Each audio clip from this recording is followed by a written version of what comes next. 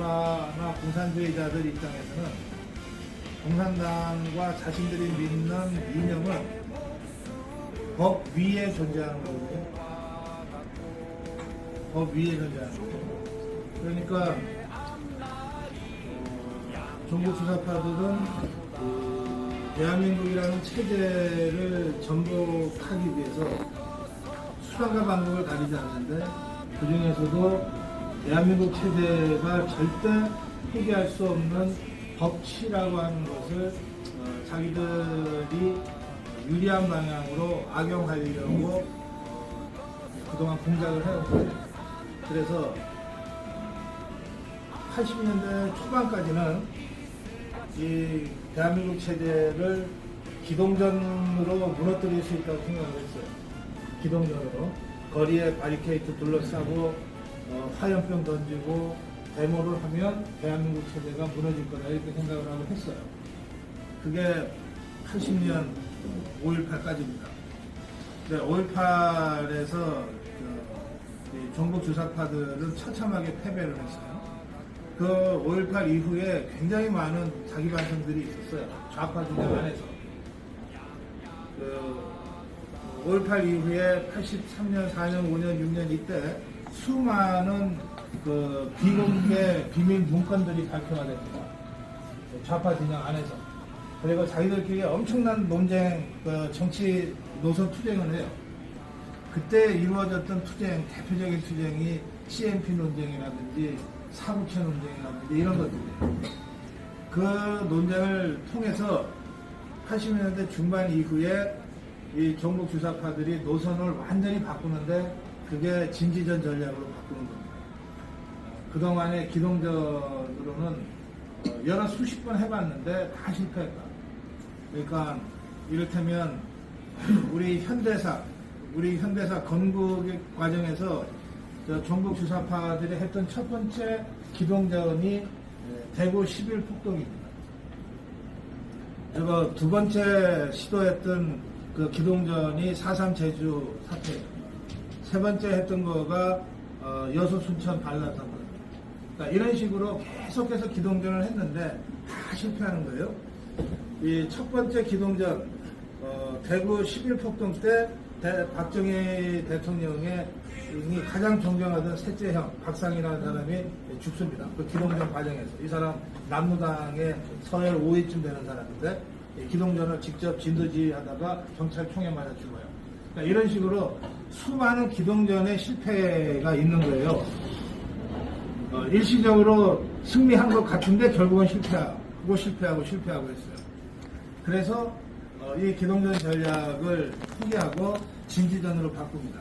진지전이라는 건 뭐냐면 각계각층의 중요한 자본주의 체제의 진지, 대한민국 체제의 진지에 침투해서 10년이고 20년이고 그 영역에서 실력과 권위를 인정받아서, 그래서 생긴 영향력을 이용해서 우리 사회를 점차적으로 종북 주사파 사회로, 좌편향 사회로 바꾸다가 결정적인 순간이 오면 다시 마지막에는 기동전을 동원해서 무너뜨린다, 이겁니다. 그러니까 이 진지전 전략은 기동전 전략을 완전히 배제하는 게 아니라 기동전을 해서 이길 수 있는 주객관적 조건을 숙성시키기 위해서는 그때까지 괜히 맹동적으로 함부로 나서지 말고 진지에 숨어서 자기들한테 유리한 조건을 만들어 가자. 이게 진지전 전략의 핵심이에요. 그래서 80년대 중반 이후에 당시에 운동권에서는 하방이라는 단어를 써서 그 행동을 했어요. 하방. 중국의 모택동이 홍위병을 가지고 중국을 완전히 뒤집어 엎을 때 사상이 좀 불온하다, 자기들 생각에 맞지 않는다 하는 그 고위 당 간부들이나 이런 사람들을 농촌에 쫓아내거나 공장에 쫓아내서 정신교육을 다시 시켰거든요. 그 정신교육 받다가 죽는 사람들도 많았어요. 그걸 하방이라고 그랬어요. 그러니까 이 80년대 중반 이후부터 이 주사파, 종북 주사파 세력이, 좌파 세력이 다 하방을 합니다. 하방을 하는데, 하방을 그저 주로는 노동 현장으로 하방하고 농촌으로도 하방하지만 그 진지전 전략이 전면화되면서는 학교 현장으로 하방하고 그리고 교회로 하방하고 그다음에 시험을 봐서 할 수 있는 여러 직종들이 있잖아요. 이게 전과가 있으면은 정식으로 어디 취직은 할 수 없지만 시험을 봐서 자격증을 따면 할 수 있는 일들은 많잖아요. 그게 변호사 자격이라든지 의사 자격이라든지 이런 것들이. 그러니까 그렇게 해서 시험을 통해서 그 자격증을 갖고 활동할 수 있는 영역으로 많이 하방을 했어요. 그 중에 가장 전략적으로 중요한 그 영역이 법조입니다. 그러니까 이 3권 중에 하나인 법조, 이 행정부는 선거를 통해서 대통령과 이걸 구성하는 거니까 자기들 실력으로는 도저히 선거를 통해서 대통령을 탈취하기는 어렵다고 본 거예요. 입법은 어느 정도는 되지. 이 행정 말고 그 다음에 입법인데 입법은 어느 정도 되지만 자기들이 독자적인 힘으로는 집권단계가 어렵다고 본 거예요. 그래서 편승하는 전략을 씁니다. 김대중 정당에 일부 들어가고 노무현 정당에 문재인 정당에 일부 들어가서 그 당을 자기들 정당으로 변화시키려고 하면서 동시에 그것만 가지고는 계량주의에 빠질 수 있으니까 따로 자기들 정당은 또 따로 늘 같이 만들어서 한 거예요. 그게 통진당이에요. 지금의 정의당이에요. 그래서 통진당 정의당은 국회의원 숫자는 얼마 안 돼도 더불어민주당, 김대중, 노무현, 문재인 당에 대해서는 늘 도덕적 우위에 있는 거야. 자기들이 옳은 거야. 힘은 좀 약하지만. 그러니까 너희들은 우리가 하는 대로 따라와야 돼. 이렇게 해서 더불어민주당을 계속 견인해서 가는 거예요. 그러면서 더불어민주당 안에 그 종북조사파들이 공천을 받고 국회의원이 돼서 당 안에서도 좌편향 노선을 가지고 자꾸 일로 끌고 가려고 하는 이 안팎의 양동작전을 펴서 입법부에서 영향력을 확대하자 이거예요. 그리고 마지막 사법부인데 이 사법 권력은 최후의 권력이에요. 우리가 권력 그러면 주로 행정부만 생각하는데 실제로는 이 행정부는 이번에 우리 윤석열 정부 출범 후에 여러분들이 보시겠지만 국회의 협조가 없이는 할 수 있는 게 거의 없어요. 예산도 국회가 갖고 있고 입법권도 국회가 갖고 있기 때문에 법 하나 제정하려고 해도 입법부의 다수파가 동의하지 않으면 할 수 없다고. 예산도 마찬가지예요. 그러니까 행정부 대통령을 직접 자기들이 차지할 수는 없지만 입법부의 일부는 차지할 수 있다.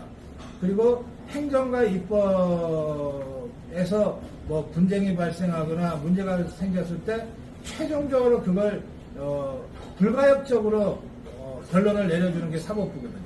사법부 대법원에서 결론 내리면 뒤집을 수가 없잖아요.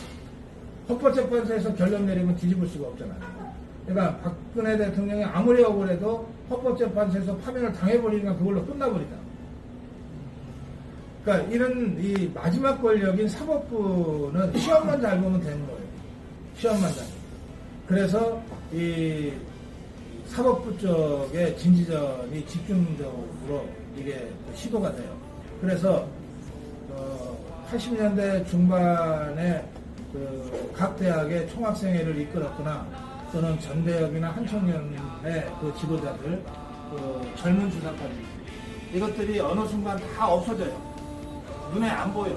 다 고시방에 들어가가지고 2년씩 3년씩 걔네들이 머리는 있는 애들이니까 열심히 공부해가지고서 다 연수원에 들어가고 그 다음에 그렇게 해서 한 명, 두 명 처음에는 이게 전국 주사파 운동하다가 감옥 갔다 오면은 사법시험에 1차, 2차는 통과해도 3차 면접에서 떨어지고 했거든요.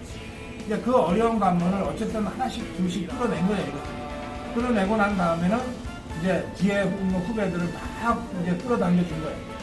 그렇게 해서 지금, 사법부의, 그러니까 판사들 중에 한 3분의 1, 4분의 1 정도가 이 전국 주사파들이 진출하게 된 거예요.